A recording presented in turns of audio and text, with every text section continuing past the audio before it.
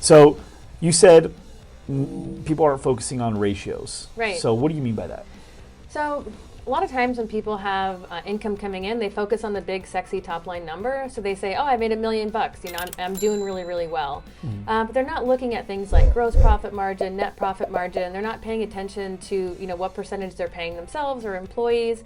And that really gets them into trouble because it's a really myopic view. A lot of times that is kind of coupled with using your checkbook as a way to run the business. Like, I have money in the bank, therefore I'm doing well. What's that called? That's called bank... checkbook accounting, essentially. Checkbook accounting or something. Yeah, so you say, I've got a big, sexy number, I make $1 million, I have X amount of dollars in the bank, therefore everything is great. But that doesn't actually tell you really anything about the business except those two numbers. And if you're not looking at, you know, profitability over time, you're not comparing your results over time, you don't actually get to see trends. You don't see if things are going up, going down, stagnating, and that really makes you shoot yourself in the foot essentially because you're flying blindly at that point. Right. Knowing the revenue numbers and the cash you have on hand, I mean, to me, that's like a sports team just knowing their score. Right. Like, wow, we have 120 points. Cool. We're doing great. And then the opponent's got 142. And you're getting destroyed, actually. So, okay, so I get that. So talk to me about some ratios. Like, what are some things that if I'm a fitness studio, what should I be paying attention to, and how do I get to those numbers? Sure. So whenever you're looking at some really basic ratios, an important one would be gross profit margin. So gross profit margin is calculated by taking your gross revenue, and then you take out your cost of goods sold or COGS, so whatever it actually takes to run the business, and that gives you that number. So let's when you say gross revenue, net revenue, what's the gross difference? revenue is the money that's coming in, not the money that's left over. So it's money people are handing you and, you know, putting in the bank. Yep. So let's say that you make $100 and you spend $20, then you have $80 in gross profit. So essentially, you're spending 20% of your income to generate that profit, and that's a really healthy number.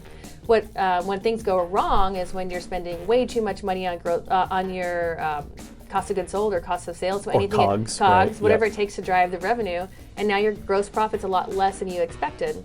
However, if you've not used an accounting software or an accountant to help kind of find those numbers out, you'll never know whether or not your gross profit margin is low. Because a lot of people aren't even categorizing things properly. Right.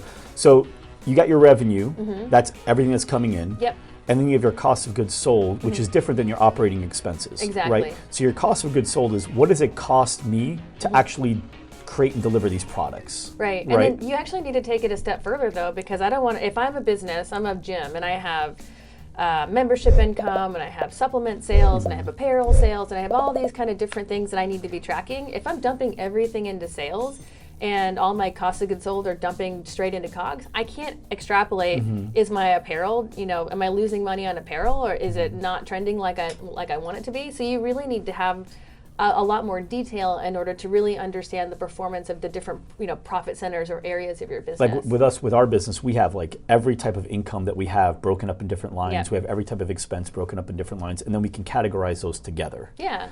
Got it. Okay, cool. So your cost of goods sold is what it costs to deliver this product, right, or this service, and then you have your operating expenses. Your operating expenses are made up of what? Operating expenses are things that you're going to need to pay for regardless of whether or not you're generating revenue. So you're going to need to pay rent no matter what. You're going to need to put your lights on. You're going to have to buy office whether you supplies. sold stuff or not. Exactly, yeah. So it's stuff that, you know, might vary in cost, but you're going to have them month over month. And so the big categories would be around like administrative and just, you know, keeping the lights on.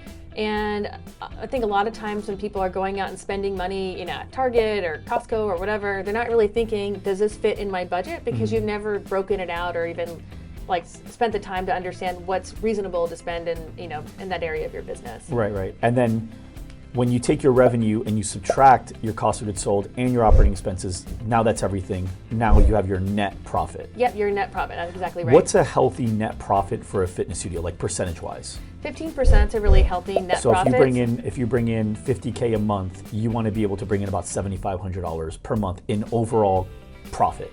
Net profit. That's true, and I'm going to say that's a good baseline. But if you can get higher than that, then you're doing well. A lot of times, people, you know, you might track 12% one month, you might track 20% the next month. But as long as you're in that range, you're good. And that number is definitely going to go down if you're doing things like investing in different areas of your business. So I wouldn't freak out if you're, hiring people like a sales manager or somebody who's not directly going out and like earning you revenue. Or you're investing in a bunch of equipment. Yeah, things like that. Like you're going out and buying new computers or expansion, advertising, things like that. Those are going to affect your revenue positively in the future, but it's going to make you look like things aren't going so well this month.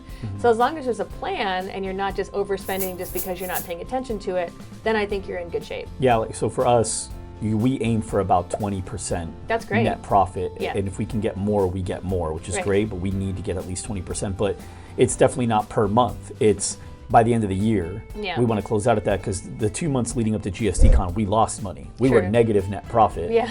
But we were spending a ton of money on AV and the venue and catering and all that stuff. But then the month after GSDCon, all those expenses went away and we had a bunch of income that came from GSDCon and our net profit made up for those 2 months and the future months. Yeah, so but you had that vision, and I think that's a difference between you and a lot of other business owners is you go into that spending knowing that what the result is going to be. A lot of times people are just shooting, just deciding, I'm going to spend money here, spend money there, but they're not thinking, is this going to earn me something later? Yeah. Yeah, so you really have to be focused and understand what the effect of that spend is. Okay, cool. So let's break up this profit and loss statement or income statement, same thing. Yeah. Right? So whether you guys listening in call it income statement or P&L or profit and loss, same thing. Yeah. So with our income statement here, or financial statement, that's another thing, right? Well, that includes your balance sheet as well. Yeah, financial correct? statement's like the umbrella for everything that kind of goes under it. So you've got balance sheet, profit and loss, which can also be called income statement, statement of cash flows. There's a million that go under there. Right. Okay, cool. So when you're looking at your income statement, now let's set it up. So we know that net profit, we want to be right around 15%. If we can get more, even better. Yeah. Okay. Gross profit, what kind of percentage are we looking to get?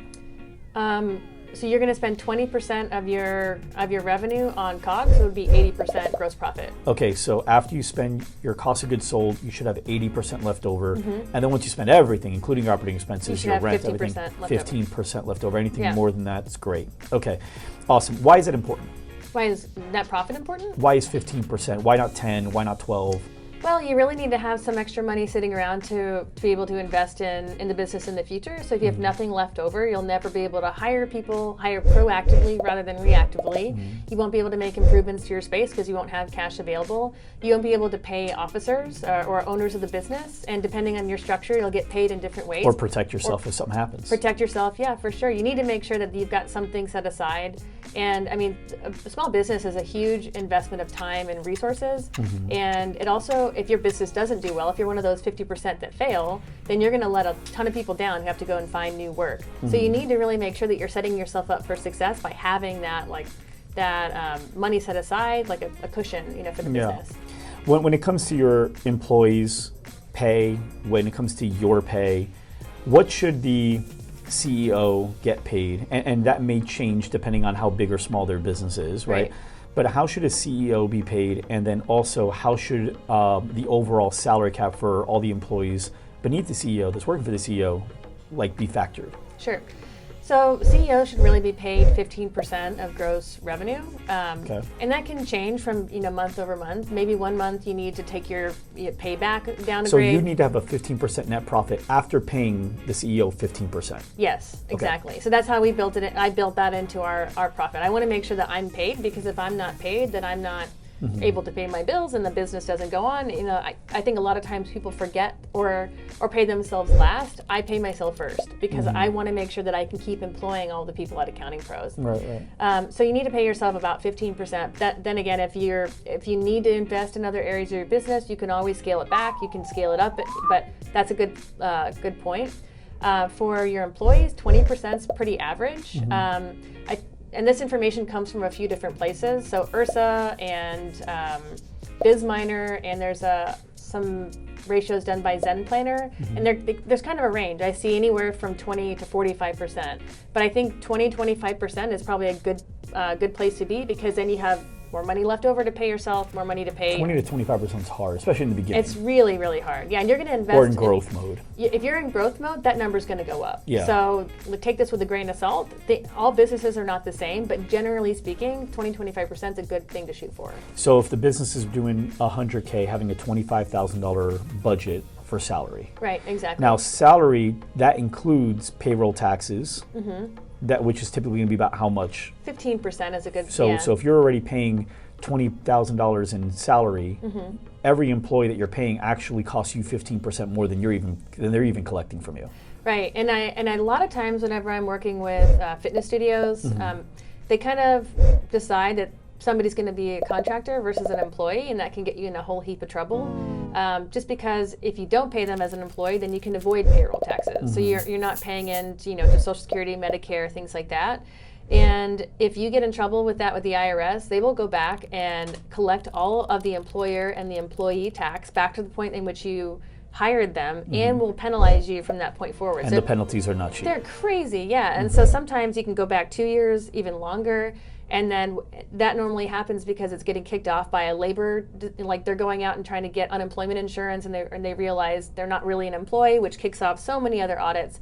So if you're considering not putting somebody on a W-2 or as an employee to get away from paying those payroll taxes, you'll end up paying for it. It's not worth it. It's not worth it. So please don't do that. Yeah, we've never even played with those waters, and we could. And in the agency world, it's for sure. totally common as well. And we just never did it. It's just not worth it. Yeah. Okay, cool. So we are in growth mode. I know my salary right now, I think, is above 50% of our revenue. But we have right now we have the ability to handle twice as much business as we have, and we're ready to turn on the floodgates. Sure. So in that case, as long as, and by the way, we're not 50% of salary cap with no money in savings. We got to a point where we had plenty of money in savings, and so for us, we're like, what do we do with this extra amount of money that we've been able to save up over the last 2-3 years? And so for me, it's even if we don't have that net profit left over, it's okay. This is to me, it's an investment in the business. Sure.